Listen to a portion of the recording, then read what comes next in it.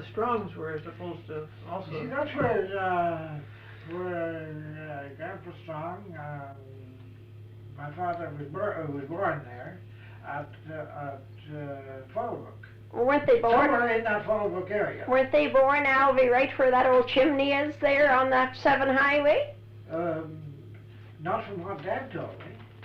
Well, they lived. They're living at Fallbrook. Well, they may have been moved there later then, but they lived up there where that old chimney is. Yeah, I have records of that here in the book. And that was where they took off when they came up here. Well, I understood from Dad that they had moved from Fallbrook to here. Well, now, I know we went down one time, and that was after number 7 was built. Yes. And Dad was there with the Peters boys, you know, Tom and a bunch of them. Yes. And that was the way they thought. Now, they could have been wrong, but they thought that that was where Grandpa was supposed to have lived. Because Jim Peters said that he bought the place from Grandpa when he left there and come up here. Because that's where, when they put number 7 through at that old chimney, did you ever hear about that story? Well, I never heard what.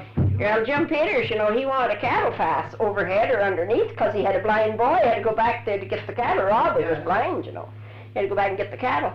And they said, no, now look, in them days, in 34 years, 30, you didn't do this type of thing. You're thankful you're getting a highway, never mind a cattle pass.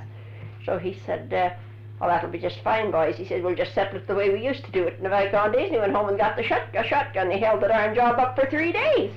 It's Jim Peters. And he was 102.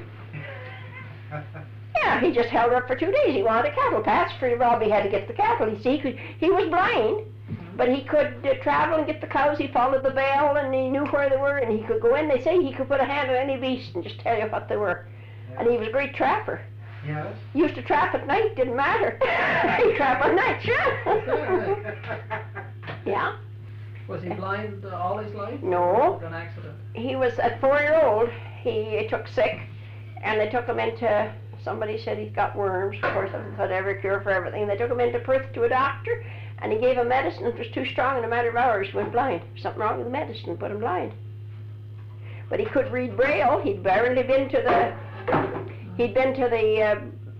blind school, because he could read and write Braille.